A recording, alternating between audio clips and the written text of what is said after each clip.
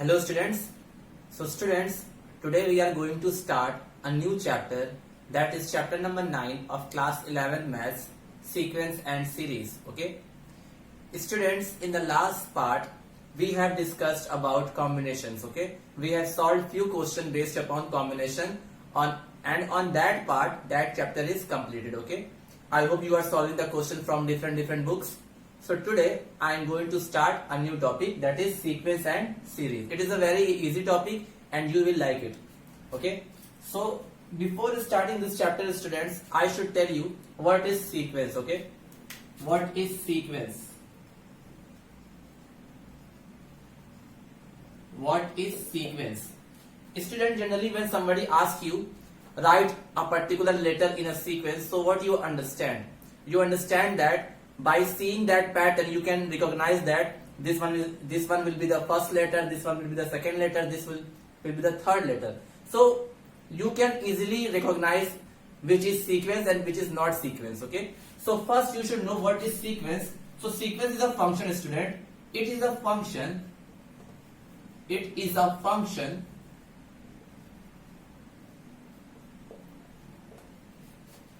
whose domain is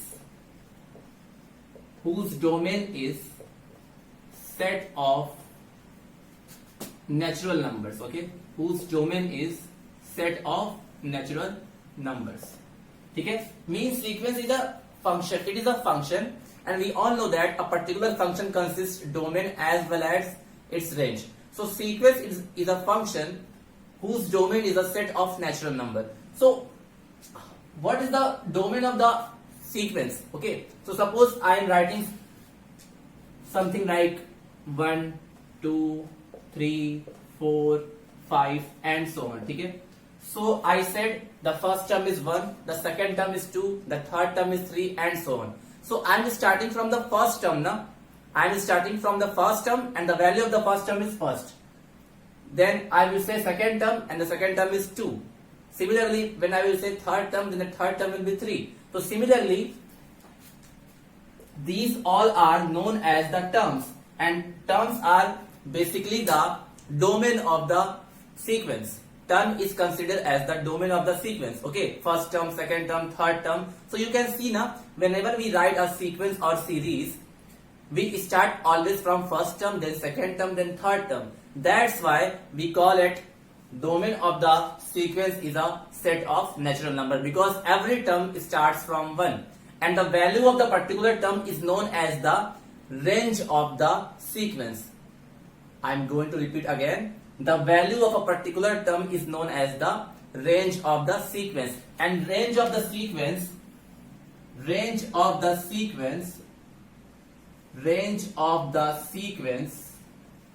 is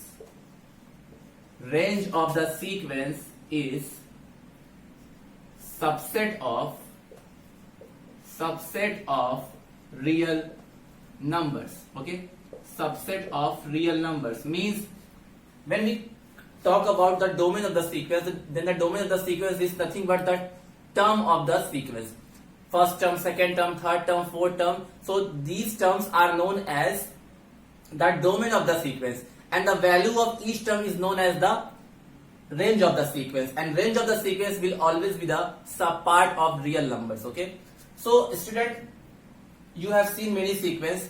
Some sequence follow some rules and some sequence don't follow any rules. Okay, so whenever we write any sequence, we write like that: A1, A2, A3 and so on, then AN and so on. So we call it now, our first term is A1, our second term is A2, our third term is A3, our nth term is AN, similarly and so on.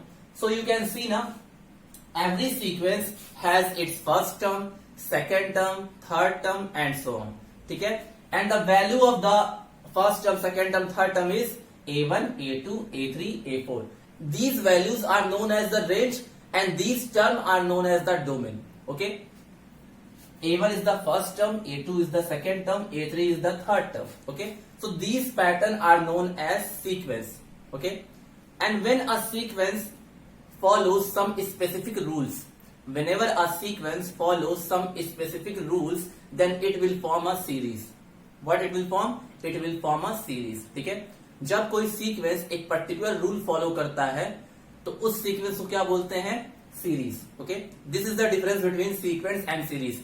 Sequence can be based on the defined rule or not based on the defined rule, but series will always follow us some specific rules. Okay, and the domain of the sequence is the natural set of natural number, and the range of the sequence will be the subset of real numbers. So this much thing you should know. Generally these things does not ask in the examination, but you should know. When somebody will ask you what is sequence, the sequence is the function and whose domain will be the set of natural number and whose range will be the subset of real number. Range means the value of the particular term. Suppose I am saying first term. So what is the value of first term?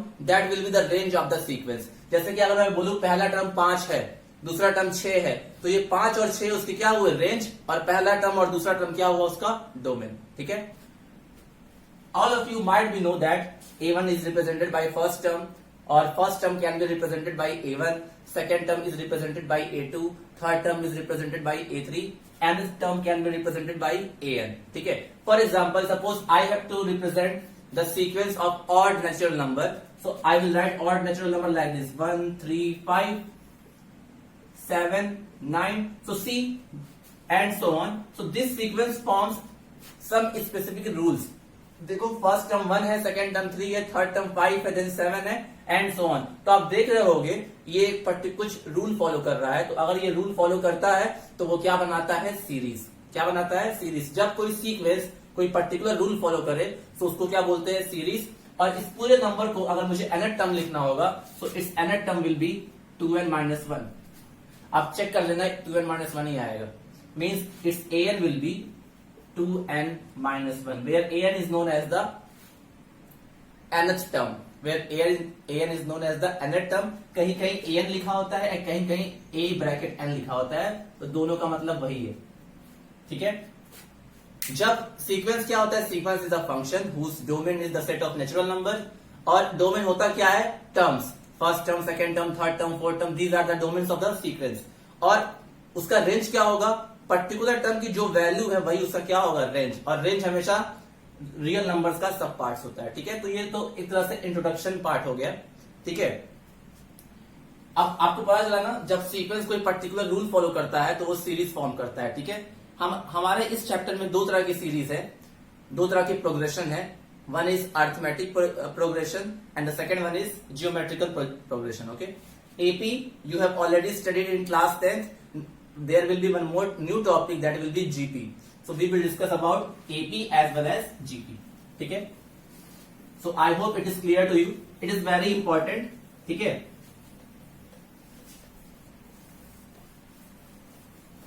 now one more special series is there, student. One more special series is there. I think most of you, many of you might be knowing what is that series. So I will show you. The name of the series is Fibonacci series. Okay, the name of the series is Fibonacci series. See,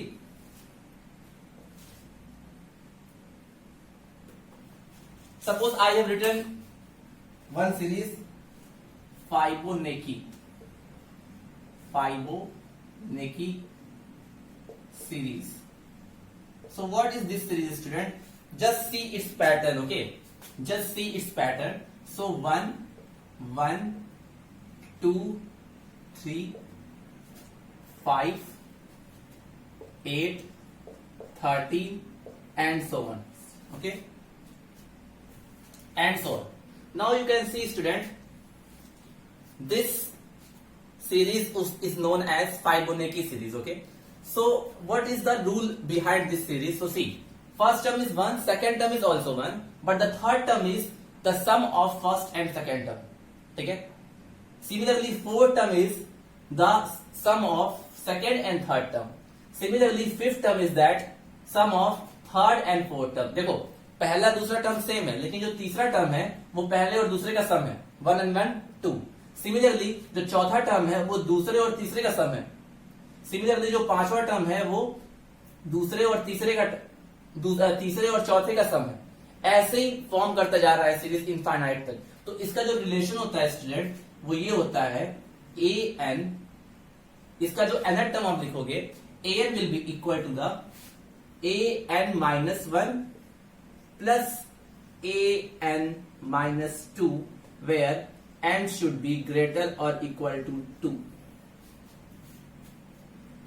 Okay, n should be greater than 2. Okay, so this series is known as Fibonacci series. कैसे बनाइए, आपने आपको केवल दो term चाहिए होता है फाइबोनेकी series लिखने के लिए, ठीक है।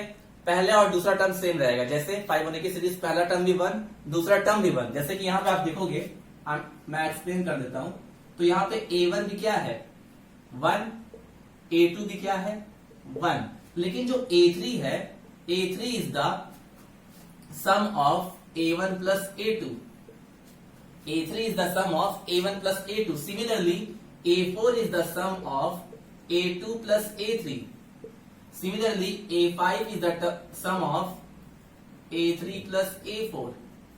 तो जब यही पैटर्न आप फॉलो करोगे तो आप देखो यहाँ पे 5 है, देन 3 है, देन 4 है। तो इसी से आपको nth टर्म का लिखना होगा, तो क्या लिखोगे एंड सो ऑन करके an will be equal to an minus two plus an minus one. आप देखो यही पैटर्न बनेगा जो मैंने यहां पर लिखा है, ठीक है। जहां पर n क्या होना चाहिए, n should be greater than 2।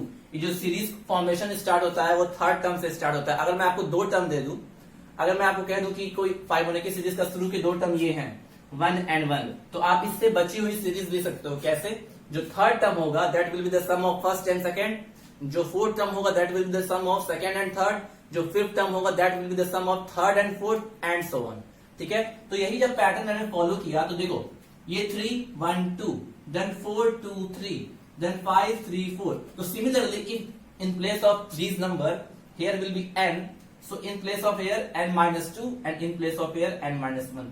That's why this series was known as Fibonacci series, ठीक है। पहला दूसरा टर्म सेम रहेगा और तीसरे टर्म जो होगा वो पहला दूसरे का सम होगा, चौथा टर्म जो होगा वो दूसरे और तीसरे का सम होगा, पांचवा टर्म जो होगा वो तीसरे और चौथे का सम होगा एंड सो ऑन। तो ये आपको याद रखना है, this series is known as Fibonacci series. First term is 1, second term is 1, third term is 2, then fourth term is 3, then 5, then 8 and so on, ठीक है। तो an is equal to an minus two plus an minus one. इसी pattern से मैंने इसका nth term decide कर लिया।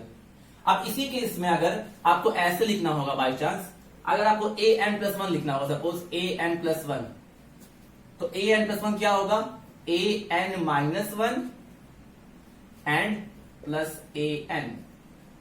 इसी से an प्लस वन, n की जगह मैं n प्लस वन पुट कर दूंगा अगर यहाँ पे, तो यहाँ पे an प्लस वन हो जाएगा और यहाँ पे n प्लस वन पुट कर दोगे तो ये n माइनस वन और ये केवल n बचेगा। तो ऐसे ही आप कुछ भी लिख सकते हो अगर आपको पैटर्न पता है तो, ठीक है। तो Fibonacci series is an is equal to an minus two plus an minus one where n is greater than 2।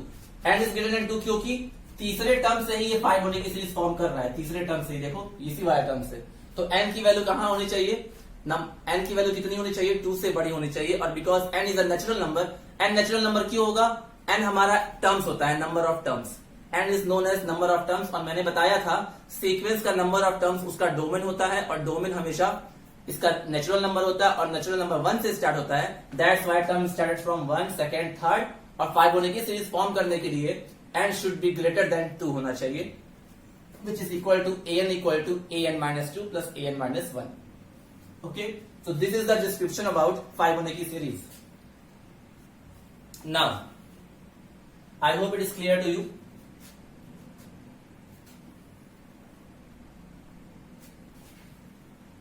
Now, student, this is the basic things about sequence and series. Okay, generally we have to focus upon AP and GP. Okay, this is just the introduction part of this chapter. Suppose, student, I have written some series like A1, A2, A3, A4, ठीक है, and I have to add it. Okay, I have to add it. So what will be their sum? Their sum can be represented by A1 plus A2 plus A3 plus A4, ठीक है।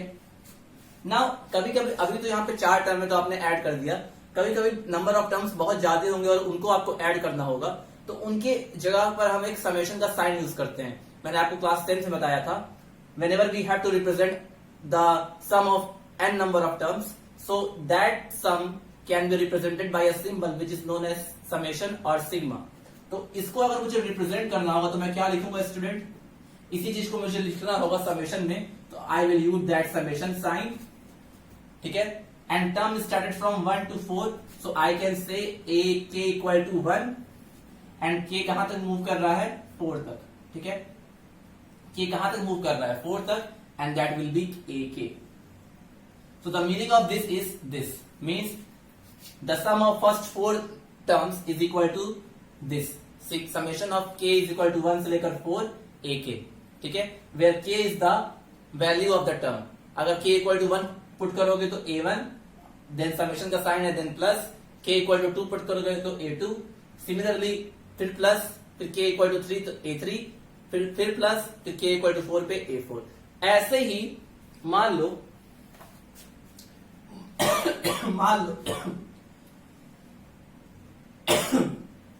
मुझे सम of first N terms निकालने हैं, a1 plus a2 plus a3 plus an, इसको summation में कैसे represent करेंगे, सो summation, देखो टर्म 1 से स्टार्ट हो रहा है तो यहां पे k इक्वल टू 1 ले लो, और कहां तक जा रहा है ये n तक, so n and here will be a k, ठीक है। इस पूरे को आप इस सिंबल की मदद से रिप्रेजेंट कर सकते हो, where this symbol is known as summation. Summation means sum of the term, इसे हम लोग सिग्मा भी बोलते हैं, सिग्मा, ठीक है।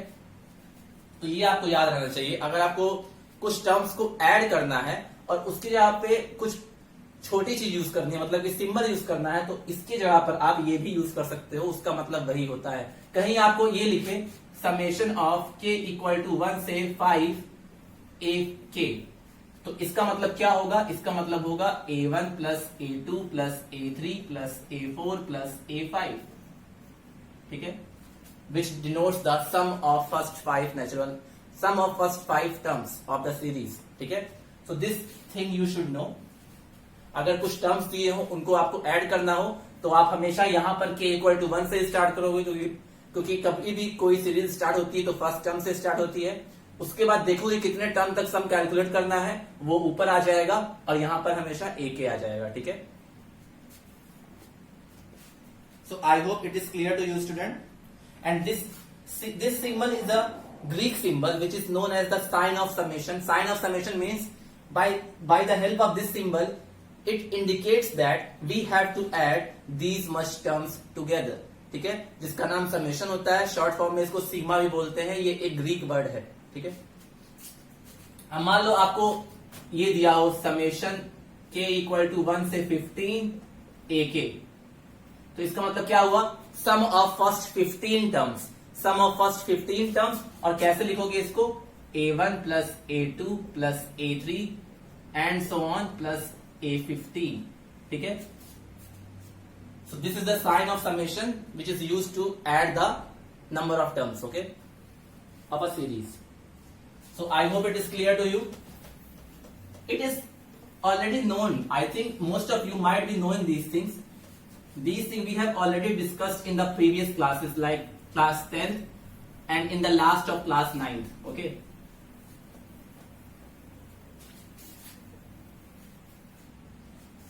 Now student, suppose one question is that write the first 3 terms, write the first 3 terms in each of the following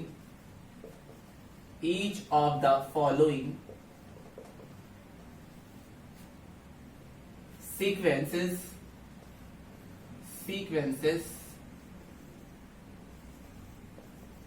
defined by first part an equal to 2n+5 and second part an equal to n-3/4. ठीक है, so we have to write, see this is the nth term of a particular sequence. ठीक है, whenever an is written it means that it representing the nth term of a particular sequence. ये एक पहले sequence का है, ये किसी दूसरे सीक्वेंस का है. ठीक है, और इन दोनों सीक्वेंस का हमें फर्स्ट थ्री टर्म फाइंड करना है. तो देखो बहुत सिंपल है, आपने क्लास 10 में पढ़ा था एपी, और एपी में जब an होता था और आपको नंबर ऑफ टर्म्स निकालना होता था, तो अगर आप n इक्वल टू 1 पुट कर दोगे तो आपको फर्स्ट टर्म मिल जाएगा, n इक्वल टू 2 पुट कर दोगे तो सेकंड टर्म मिल जाएगा, n इक्वल टू 3 पुट कर दोगे तो थर्ड टर्म मिल जाएगा. तो यहाँ पे वही चीज करेंगे. an मतलब होता है nth टर्म, तो an इज गिवन 2n+5. तो अगर हम लोग n इक्वल टू 1 पुट करेंगे तो हमें a1 मिलेगा which is equal to 2 into 1 plus 5 which will be 7. Similarly, when we will put n equal to 2, we will get a2. So it will be 2 into 2 plus 5, that will be 9. Similarly, when we will put n equal to 3, then we will get a3, which is equal to 2 into 3 plus 5, that is 11. Similarly, you can find infinite number of terms using this sequence. Okay? So the nth term of the sequence was given and you have to calculate the first three terms. So when I have put the value of n equal to 1, so first term I have calculated, because a1 is known as the first term, a2 is known as the second term, a3 is known as the third term. Similarly, a5 will be the fifth term, a10 will be the 10th term and so on. So दो sequence का nth term दिया था, आपने उसके जगह n equal to 1, 2, 3 put करके first three term को calculate कर लिया. ठीक है, तो ऐसे ही इस क्वेश्चन को सॉल्व कर सकते हैं. So please note down it. I hope this question you can do by yourself.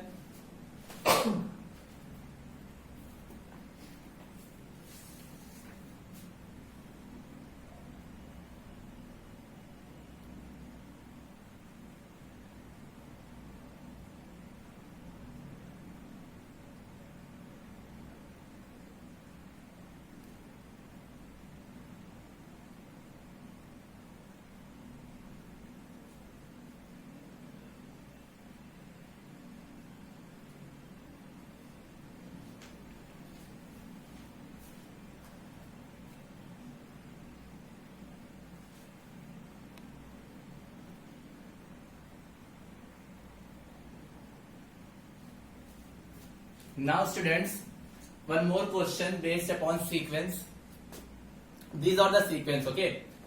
Let the sequence an be defined as follows. A1 equal to 1, an equal to an minus 1 plus 2, where n is greater or equal to 2. So we have to find first 5 terms and write the corresponding series. Okay. Students, I want to tell you one thing. There is a little bit difference about denoted by like this: a1, a2, a3 and so on, an and so on. ठीक है. Sequence can be finite as well as infinite. Sequence जो होता है वो finite terms का भी हो सकता है और इनफाइनाइट टर्म्स का भी हो सकता है. ये होता है हमारा सीक्वेंस. ठीक है, this is known as sequence. ठीक है, and series associated with this sequence will be the series associated with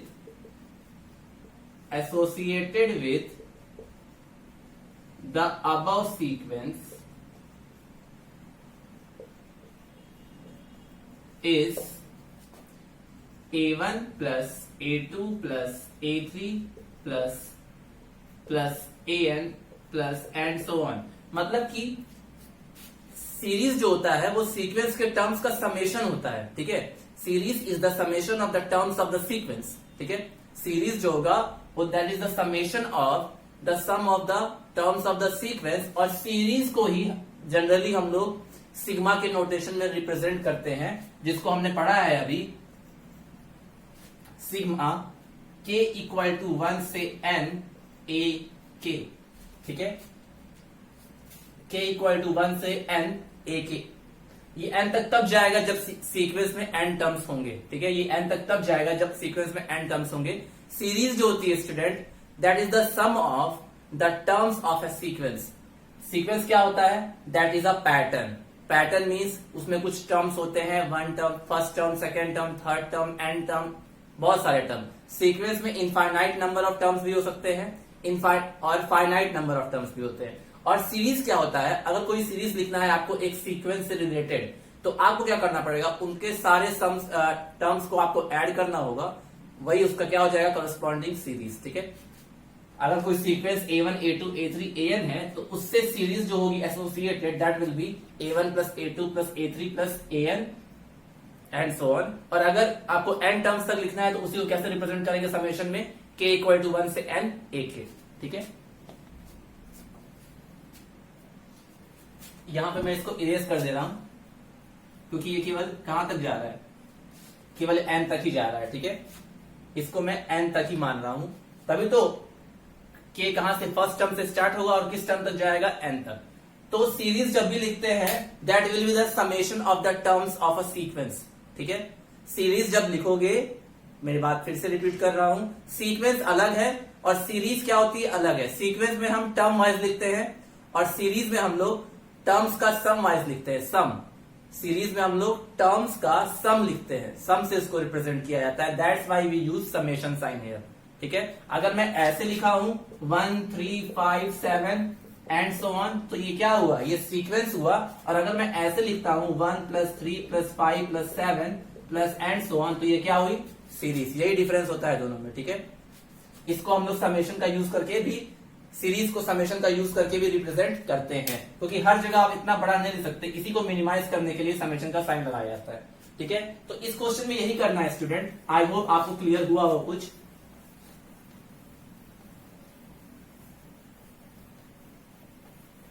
देखो आप इसको सॉल्व कैसे करेंगे, पहले आपको फर्स्ट 5 टर्म्स बनाना है, उसके बाद उसके करस्पॉन्डिंग सीरीज लिखनी है। ठीक है, तो A1 तो पता है हमें, वी नो A1। ठीक है, A1 we know that is 1। अच्छा, अब मुझे क्या निकालना है, A2, क्योंकि मुझे सीक्वेंस निकालना है तो मुझे फर्स्ट टर्म निकालना होगा, सेकंड निकालना होगा, थर्ड निकालना होगा, फोर्थ निकालना होगा, तो मैं इसका यूज करूंगा।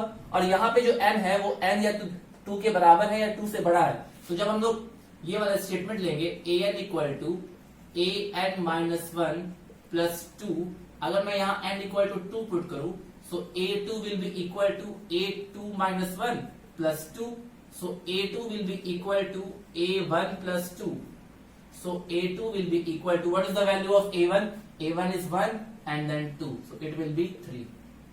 ठीक है, सिमिलरली जब मैं n इक्वल टू 3 पुट करूंगा तो we will get A3, so A3 will be A3 minus 1 plus 2, so A3 will be A2 plus 2, so A3 will be, अभी हमने A2 की वैल्यू निकाली है 3, so 3 plus 2 that will be 5। Similarly when n equal to, क्या लेंगे, एक और term निकाल लेते हैं, n equal to 4 लोगे, so यहाँ पर A4 और ये हो जाएगा A4 minus 1 plus 2। मैंने इस वाले स्टेटमेंट में n इक्वल टू 2 से स्टार्ट कर रहे हैं और आगे पुट करते जा रहे हैं। पहले 2 पुट किए तो A2 मिल गया, फिर 3 पुट किए तो A3 मिल गया, अब 4 पुट कर रहे हैं तो A4 मिलेगा। सो A4 equal to A3 plus 2। Now A3 we have already calculated, so A4 will be 5 plus 2 that is 7। तो हमें क्या सीक्वेंस मिला student, we got the sequence ना, we got the sequence. Sequence मिला A1, A2, A3, A4 and so on. तो sequence की value put कर दो, तो A1 was 1, A2 was 3, it was 5, it was 7 and so on. So this will be the particular sequence. ठीक है, this one will be the particular sequence, ये हमारा sequence होगा। ठीक है, हाँ एक चीज और स्टूडेंट, यहाँ पे 5 निकाल रहे हैं ना हम लोगों को, तो मैं 5वां भी निकाल देता हूं यहां पर। सो A5 will be what, A5 will be A4 plus 2, put करोगे n इक्वल टू 5 तो A4 प्लस 2 आएगा, और A5 will be equal to A4 कितना आया है 7, तो 7 प्लस 2 दैट इज 9। तो हमको फर्स्ट 5 लिखना है तो A1 से लेकर A5 तक लिखेंगे, सो यहां तक 9 तक लिखेंगे। So this will be the answer. हमारा सीक्वेंस क्या होगा, A1, A2, A3, A4 and A5। और इसके रिगार्डिंग हमको सीरीज लिखनी है, तो corresponding series will be corresponding series, मैंने बताया है सीरीज क्या होता है, सीक्वेंस के टर्म्स का सम। तो corresponding सीरीज होगी 1 + 3 + 5 + 7 + 9 प्लस एंड सो ऑन, क्योंकि आगे भी तो हो सकता है। तो corresponding सीरीज ये होगी, ठीक है। यही होता है डिफरेंस सीक्वेंस और सीरीज में। सीक्वेंस में हम लोग टर्म वाइज लिखते हैं, सीरीज में हम लोग समेशन ऑफ टर्म वाइज लिखते हैं, ठीक है। और सीरीज में ही हम लोग सिग्मा का यूज करते हैं, सीक्वेंस में नहीं। ओके, मैं एक बार फिर से इसका, I hope it is clear to you. A1 दिया हुआ था और एक स्टेटमेंट दिया हुआ था, उस स्टेटमेंट के लिए n 2 या 2 से बड़ा होना चाहिए, तो n = 2 पुट किया तो A2 = A1 + 2 आ गया। A1 गिवन था तो यहां से A2 निकल गया, ऐसे ही A3 A4 A5, क्योंकि 5 ही निकालना था। अब मुझे सीक्वेंस लिखना था, तो सीक्वेंस विल बी कहां से कहां तक, A1 से लेकर A5 तक, सो 1 3 5 7 9। और सीरीज लिखना है उससे करस्पॉन्डिंग, उस सीक्वेंस से करस्पॉन्डिंग सीरीज लिखनी है। तो सीरीज क्या होता है, sum of the terms of the sequence, so 1 + 3 + 5 + 7 + 9 and so on. तो सीरीज को हमेशा समेशन वाइज लिखते हैं, समेशन के रूप में लिखते हैं, ठीक है। यहां पे एंड सो ऑन इसलिए हुआ है क्योंकि इसके आगे भी हो सकता है, that's why and so on मैंने लिखा है।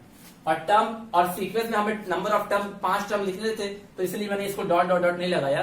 क्यों नहीं लगाया, क्योंकि हमें जैसे एपी में आपको बोला जाता था कि 3 टर्म लिखिए शुरू के, तो आप A1 A2 A3 लिखते थे, तो वैसे ही सीक्वेंस में जितना टर्म बोला जाए उतना ही टर्म लिखते हैं। लेकिन सीरीज में प्लस इसलिए रिप्रेजेंट कर देते हैं आगे भी, क्योंकि इसके आगे भी हो सकता है, ठीक है। So this is the basic part of this chapter, student. I hope all of you understands the concept of sequence and series. Sequence क्या होता है, sequence का में कुछ टर्म्स होते हैं जिनकी वैल्यूज होती है। सीक्वेंस एक फंक्शन होता है। सीक्वेंस का जो डोमेन होता है वो उसका सेट ऑफ नेचुरल नंबर होता है, और उसका जो रेंज होता है वो उसका सब पार्ट ऑफ रियल नंबर होता है, ठीक है। रेंज मतलब उस टर्म की पर्टिकुलर वैल्यू, डोमेन मतलब वो term, first term, second term, third term, और टर्म हमेशा 1 से स्टार्ट होता है, इसीलिए सीक्वेंस का जो डोमेन होता है वो सेट ऑफ नेचुरल नंबर होता है, ठीक है। मैं फिर से लास्ट में जाते जाते आपको बता दे रहा हूं, इस क्लास के एंड में, क्या अगर आपको सीक्वेंस लिखना है, if you have to write sequence, so in the sequence there will be some few terms, like sequence can be written as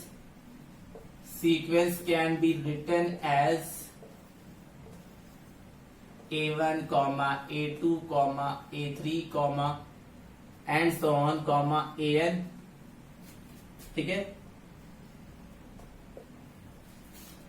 This is not working, ठीक है। And these are the terms of the sequence. This is the first term, second term, third term, another term, and so on. Sequence can be finite as well as infinite. And series corresponding to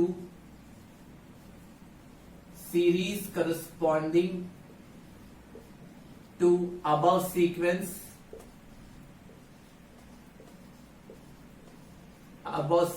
that will be the summation of the terms of the sequence. So that will be A1 plus A2 plus A3 plus and so on plus AN plus and so on, ठीक है।